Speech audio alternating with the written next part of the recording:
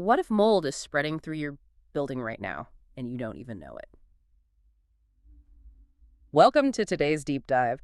We're looking at a massive stack of commercial HVAC protocols, case studies, and some really fascinating engineering reports from Atlanta, Georgia. Yeah, and it turns out the air ducts in your office might be suffering from this microscopic infestation that specialists out there actually call Georgia sludge.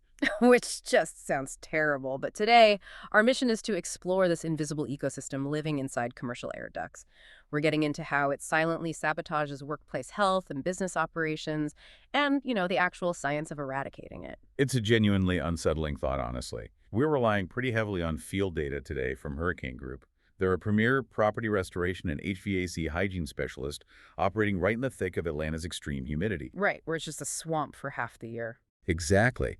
And what becomes immediately clear from their service documents is that we aren't talking about like a little harmless dust on a ceiling vent. We are looking at the mechanics of sick building syndrome and the literal hospital-grade technology required to neutralize microbial threats hiding right inside your walls. I mean, if a team can conquer mold in Georgia's humidity, they have to know exactly what they're doing. So let's start with the biology of the building itself. Before a specialized crew even steps foot on the property, how does a massive commercial facility actually get sick? Well, it's really all about unintended consequences in commercial engineering. Okay, what do you mean by that? So mold spores are naturally everywhere, right? They exist in the outside air all the time, but they're completely dormant until they find the right environment. Okay, so they need moisture and a food source. How does an air conditioning system provide that? Right. So in a place like Georgia, where average humidity levels frequently exceed 70%, the moisture is practically built into the atmosphere. Oh, sure. When that hot, heavy air gets pulled into a commercial HVAC system, it hits the evaporator coils. And those coils are freezing cold because they hold the refrigerant. Ah, I see where this is going. What happens when hot, humid air hits a freezing surface? It's exactly like a glass of ice water sitting on a patio in July. Yes. Perfect analogy. The outside of the glass just starts dripping with sweat. Precisely. So now, the internal mechanics of your HVAC system are coated in this perpetual layer of moisture. That's the first half of the recipe. And the second half is the food, right? Yeah. An office building is a hive of activity. You've got, thousands of people walking around, kicking up microscopic organic debris. Like dust and pollen. Dust, pollen, skin cells, textile fibers from carpets. The HVAC system basically acts as a massive building-wide circulation network, pulling all of that particulate matter right into the return vents. So the dust hits the condensation on the coils. Exactly. When you mix that high humidity and constant condensation with all those airborne particulates, it creates this really thick, toxic, moisture-trapping layer inside the ductwork. Ah, the Georgia sludge. The Georgia sludge. It's a dark, sticky matrix. And to a dormant mold spore, it is an absolute buffet. Wow. The spores root into that sludge, specifically around the evaporator coils and the blower motors, and they just start to colonize. If we think about the commercial HVAC system as the respiratory system of the building, and it has this sticky sludge lining its ducts, the building is basically breathing through congested, infected lungs. That is the perfect visualization. And because the spores have established themselves right at the blower motor, every single time the AC kicks on, those freshly minted mold spores are caught in the airstream. Oh, man, so they're just pumped continuously into the workspace. Yeah, exactly. All day long. Which means we really have to look at the collateral damage here, because this is where the title of our focus today, Mold in the Workplace. The silent business killer you can't see really comes into play. The spores are in the air, drifting down into the cubicles, right? Right. What actually happens to the people breathing this engineered air for like 8 to 10 hours a day? Well, this is the human cost of sick building syndrome. The field documents note a very distinct pattern. Employees don't necessarily realize the air is contaminated, but their immune systems definitely do. So what are the symptoms? They start experiencing unexplained shortness of breath, asthma flare-ups, chronic sinus congestion, and even burning itchy eyes and skin. That sounds miserable. It creates this low-level, building-wide malaise. And when your workforce feels physically unwell just from sitting at their desks, cognitive function drops and productivity absolutely plummets. And as a facility manager or a business owner, you can't just chalk that up to allergy season. I mean, there is a massive business liability here. Oh, a huge liability. You are bound by strict indoor air quality regulations. The field reports cite compliance with NADCA, which is the National Air Duct Cleaners Association, as well as OSHA safety guidelines. Right, because OSHA mandates that employers provide a workplace free from recognized hazards. Exactly. If your neglected HVAC system is actively breeding toxic mold and making people sick, you are stepping into a massive compliance nightmare. Not to mention potential workers' comp claims. Yeah, the liability is severe. But even if we look strictly at the operational budget, there's a massive financial drain happening right inside the mechanical room. Oh, right, the energy costs. This makes total sense when you think about the physics of it. If those evaporator coils are covered in a thick blanket of Georgia sludge, they're basically insulated. Yep. And the whole point of the coil is to transfer heat out of the air. If it's wearing a sweater made of dust and mold, it can't cool the air efficiently. Exactly. The thermal transfer drops drastically. So the air coming out of the vents isn't cold enough, and the thermostat just tells the system to keep running. Working overtime. Right. At the same time, the blower motors are straining. They're physically trying to push air through ducts that are narrowed and restricted by heavy debris. The system is working twice as hard to produce half the result. And the data from Hurricane Group is staggering on this point. They show that cleaning those HVAC coils and blowers, like really removing years of that accumulated sludge, can actually reduce a commercial facility's energy consumption by up to 25%. 25%. Let that sink in. For a massive corporate building, Yeah. 25% is an astronomical amount of money just vanishing into dirty air ducts every single month, which is exactly why you need specialized professionals to intervene. Oh, absolutely. And that actually brings us to the sponsor of this deep dive, Hurricane Group. If you manage a facility or own a home, you cannot leave your indoor air quality to chance. Hurricane Group is Atlanta's leading specialist in HVAC hygiene and property restoration, with over 800 five-star reviews confirming their expertise. They really know what they're doing. They do. For commercial air duct cleaning in Atlanta, GA, you can call them right now at 404-236-6343. They provide IICRC certified solutions, which means they are trained to the highest global standards of inspection and cleaning. And that's not just for commercial air ducts, but for water damage emergency response, dryer vent cleaning, total crawl space encapsulation, and even high-end home renovations. Protect your people and your property. That's Hurricane Group at 404-236-6343. And honestly, having an ICRC certified expert is non-negotiable here. Mm-hmm. Because recognizing the mold threat is really only the diagnostic phase. Eradicating it from a commercial structure is an entirely different beast. Wait, let me push back on the need for a specialized crew for a second. Most commercial office buildings already have a janitorial staff, right? Sure. They come in every night, they vacuum the carpets, they wipe down the desks, they even dust the grills on the outside of the air vents. Why isn't that standard surface cleaning enough to keep a building safe? Well, it's really a question of scale and access. Standard janitorial crews are fantastic for the envelope of the room, but they cannot access the internal nervous system of the building. I mean, that makes sense. We are talking about commercial facilities that easily exceed 50,000 square feet.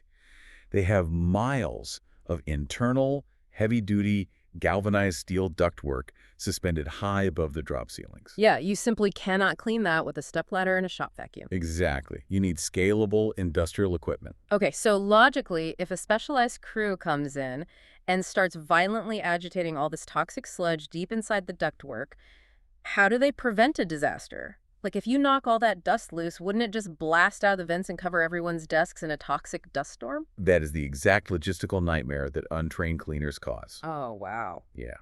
And it's why the sources detail a highly specialized four-step commercial restoration protocol. The very first challenge they tackle is preventing that cross-contamination. Okay, so what's step one? Before they clean, they do an industrial diagnostic. They deploy robotic crawlers and fiber optic cameras deep into the labyrinth of the system to physically map out the heavy buildup. Wait, literal robots inside the air ducts? Yeah, they need to know exactly where the sludge is thickest before they do anything. That is so cool. So once they've mapped the enemy, how do they trap it? Step 2 is zonal containment. They physically isolate specific sections of the building's ductwork. Then they introduce industrial-strength negative pressure vacuums. Like big truck-mounted ones? Massive ones. They attach the vacuum hoses to the isolated duct segment and turn them on, pulling huge amounts of air out of the duct. Ah, so negative pressure means that the air pressure inside the duct is lower than the air pressure in the office. Right. So if there's any gap or open vent, The air only flows into the duct, never out. It's physically impossible for the dust to blow into the workspace because the vacuum is constantly inhaling. Precisely. It creates a one-way airflow. Hmm. And once that containment is locked in, they move to step 3, which is pneumatic agitation. Pneumatic agitation. Sounds intense. It is. They insert compressed air whips and mechanical brushes into the ducts. And these aren't just stiff brooms, right? They're specialized tools powered by high-pressure air compressors that violently whip against the interior sheet metal. Oh, to safely blast the baked-on sludge off the walls. Exactly. And because that negative pressure vacuum is running the entire time, the second that sludge is knocked loose, it is instantly sucked out of the building and into a containment truck outside. It's a brilliant piece of engineering. You're scrubbing the walls and inhaling the debris simultaneously. Yeah. And then they finish with step 4, sanitization. Once the physical debris is completely removed, the internal metal is bare again. But because mold is microscopic, they have to apply EPA-registered antimicrobial treatments throughout the system. To chemically neutralize any lingering microbes that survive the physical scrubbing. You got it. But practically speaking, if I'm running a busy corporate office or a massive retail center, I can't just shut down my operations for 3 days while crews in respirators run robots through my ceilings, right? Yeah. I mean, dragging giant vacuum hoses down the hallways. The lost revenue would be catastrophic. The protocol actually accounts for that with zero disruption logistics. How does that work? These specialized crews operate 24/7. They intentionally schedule the invasive work for nights and weekends. Ah, so they do it when the building is empty. Exactly. They arrive after hours, establish their negative pressure containment, perform the pneumatic cleaning in zones, sanitize, and completely pack up before the sun even comes out. So the business suffers absolutely zero downtime. Zero. The employees walk in the next morning, and the only thing they notice is that the air smells incredibly fresh, and the HVAC is running quieter. Okay, so the system is pristine. The ducts are shining, the coils are bare, the sludge is gone. But we still live in the real world. Next month, the humidity in Atlanta is going to spike right back up to 70%. Oh, without a doubt. If we don't change the environment, aren't we just waiting for the mold to grow back so we can call the robots again? How do we stop this at the source? You're hitting on the most crucial phase of building management here. We have to move from active remediation, the cleaning, to continuous defense. Right. Cleaning is the cure, but you need to build a permanent immune system for your HVAC infrastructure. The field data highlights 2 mandatory upgrades to achieve this: high-capacity media filters and ultraviolet germicidal lights. Okay, let's start with the filters. Because when most people think of an air filter, they picture that flimsy 1-inch cardboard square you just slide into a slot, which seems wildly inadequate for industrial mold. Because it is. Standard 1-inch filters are essentially designed to stop golf balls and large boulders, metaphorically speaking. Right, they just catch heavy dust and pet hair so it doesn't immediately destroy the blower motor. Exactly. But against microscopic mold spores, they are totally useless. To actually protect a commercial system, you have to upgrade to high-capacity media filters. These are massive 4-inch or 5-inch thick filters with deep pleats. And the sources mention these filters have MRV ratings between 11 and 16. What does MRV actually mean? It stands for Minimum Efficiency Reporting Value. It's the industry standard for rating how effectively a filter traps microscopic particles. A standard cheap filter might be like a MERV 4. When you jump to a MERV 11 or 16, you are entering commercial near HEPA territory. But wait, if the filter is incredibly dense to catch microscopic spores, doesn't it just suffocate the HVAC system? We just talked about how sludge blocks airflow and ruins energy efficiency. Wouldn't a super dense filter do the exact same thing? That is exactly why they use deep pleats. By folding the filter material back and forth like an accordion in a 5-inch frame, they dramatically increase the surface area. Oh, that makes sense. Yeah, a deep pleat media filter has up to 40 times the filtering surface area of a standard flat filter. The air has plenty of room to pass through without straining the motor, but the particulate matter gets caught in the massive web of synthetic fibers. Wow, 40 times the area. Yeah, and they trap 98% of airborne particulates down to a single micron. You are actively starving the mold of its food source before it ever reaches the dark, damp parts of the system. That makes perfect sense. So the media filter handles the physical debris. What about the biological defense? You mentioned an HVAC UV light installation. This is where we bring in the hospital-grade sterilization. Technicians install high-output UVC germicidal lamps directly inside the air handler. Where exactly do they put them? Well, they don't just put them anywhere. They position them to shine a continuous, intense beam of ultraviolet radiation directly onto the evaporator coils. The exact spot where the condensation happens and where the mold actively tries to breed. Exactly. You know, a great way to visualize this combined defense is to think of a municipal water treatment plant. Oh, okay. The massive media filter is like the physical grating at the intake. It catches the heavy debris, the branches, the sludge trying to get into the system. But the UV light, that is the chemical treatment phase. It actively sterilizes the microscopic pathogens that are tiny enough to slip through the physical grate. That's a great way to put it. And the mechanism of that sterilization is fascinating biology. The UVC radiation physically penetrates the cell walls of the mold spores and airborne bacteria. And then what happens? Once inside, the light energy physically shatters the bonds in the microbe's DNA and RNA. It literally breaks their genetic code so they cannot replicate. Wow. And a spore that cannot replicate is a dead spore. Operating continuously, these lights boast a 99.9% kill rate against biological growth on the coils. You aren't just trapping the mold, you are genetically dismantling it. Okay, so we've scrubbed the ducts, we've upgraded to deep-pleated media filters, we have DNA-destroying UVC lights shining on the coils. Yeah. The HVAC system is an absolute fortress at this point. We're safe, right? Well, you've secured the mechanical system.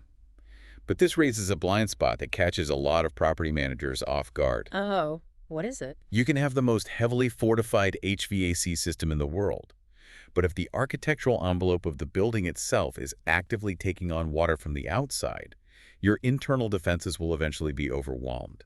You have to address the structural source of the moisture. Which brings us down to the foundation. Right. If a building has a damp basement or an unsealed crawl space, the sources detail something engineers call the stack effect. How does the basement dictate the air quality on the third floor? It's basically thermodynamics. Warm air naturally rises. In a heated or air-conditioned building, as the warmer indoor air rises and eventually escapes through the upper levels or the roof, it creates a slight negative pressure or a vacuum at the bottom of the building. Okay, so to replace the air that escaped out the top. The building literally sucks air up from the earth beneath it. Wow. The statistic in the engineering reports is alarming. They state that up to 50% of the air you breathe on the first floor of a building comes directly from the basement or crawl space below it. 50%. So if your crawl space is unsealed, with like a dirt floor exposed to damp groundwater and humid outside air, it acts as a massive continuous moisture pump. And the stack effect pulls that dense, wet air right up through the floorboards. Exactly, right into your pristine workspace, feeding any dormant mold spores hiding behind the drywall. So how do you shut down the moisture pump? Through professional crawl space encapsulation. And this isn't just throwing a thin plastic sheet over the dirt. It's a comprehensive architectural seal. What does that entail? The protocol involves wrapping the entire space, the earth floor, the foundation walls, and the structural piers and heavy-duty, multi-layered antimicrobial vapor barriers. All exterior vents are permanently sealed off from the humid outside air. And they use dehumidifiers too, right? Yeah, finally, they install commercial-grade dehumidifiers tied directly into a drainage line. These units are absolute beasts. They can pull up to 100 pints of water out of the air every single day. 100 pints a day. That's incredible. It is. And it keeps the relative humidity permanently locked below 55%. The earth is entirely sealed away from the building envelope. So you completely cut off the chronic moisture supply at the foundation? But what happens in an acute emergency? Like the moisture isn't seeping up from the dirt, a pipe suddenly bursts on the second floor, or a severe storm floods the lobby. Well, that is a race against biology. When sudden water damage occurs, the clock starts ticking the second the drywall gets wet. How much time do you have? You have a very narrow window, about 24 to 48 hours, before that relatively clean water begins to breed highly toxic mold deep inside the building materials. Which is exactly why rapid response is the only option. And the certified experts at Hurricane Group deploy advanced thermal imaging cameras to see through the walls and map the hidden water pockets. Right, you have to find all the water first. Then they flood the zone with high-velocity air movers and industrial dehumidifiers. Their mandate is to reach a scientifically verified dry standard in under 72 hours. They literally race the mold clock, physically evaporating the moisture before the spores have time to wake up. And when disaster strikes, whether it's a ruptured overhead pipe at 2 a.m. or a flooded basement after a torrential storm, having a trusted partner who actually understands the science of building health is critical. Absolutely. Which brings us right back to why we partnered with our sponsor for this deep dive. When water is actively destroying your property, you need their 60-minute emergency response time. Do not wait for the mold to set in. Call Hurricane Group at 404-236-6343. They really are the best in the business. They are the leading ICRC certified experts in Atlanta for a reason. From commercial air duct cleaning and catastrophic water damage restoration to dryer vent cleaning and complete crawl space encapsulation, their massive wall of 5-star reviews proves they know how to secure a building. That number again is 404-236-6343. Protect your business from the ground up. It really is a totally comprehensive approach. You can't just treat the symptom. You have to treat the entire building as a holistic system. We've covered incredible ground today. We started by diagnosing the hidden sticky dangers of Georgia sludge and how it triggers sick building syndrome. Yeah, and we unpacked a very real human and financial costs, proving that mold truly is a silent business killer. We walked through the brilliant mechanics of industrial cleaning, using negative pressure vacuums and pneumatic whips to safely clear the system.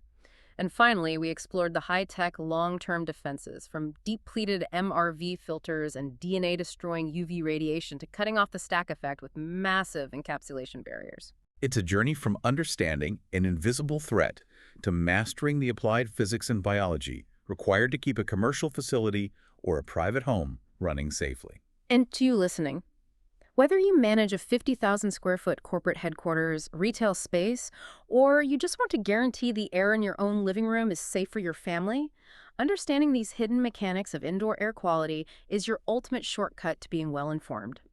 Knowing exactly what is happening inside your walls and ducts is the very first step to protecting your daily health and your bottom line. I will leave you with this final thought to consider. We spend roughly 90% of our modern lives indoors. We constantly obsess over the organic quality of the food we eat, and we meticulously filter the water we drink. But we rarely give a second thought to the engineered air we breathe. If our buildings are essentially functioning as our external lungs, filtering and conditioning our atmosphere, are the structures we designed actually dictating our long-term health without us even realizing it? That is a fascinating question to chew on, and it really changes the way you look at a simple ceiling vent. Thank you so much for joining us on this deep dive. Until next time, keep breathing easy and remember to check your filters.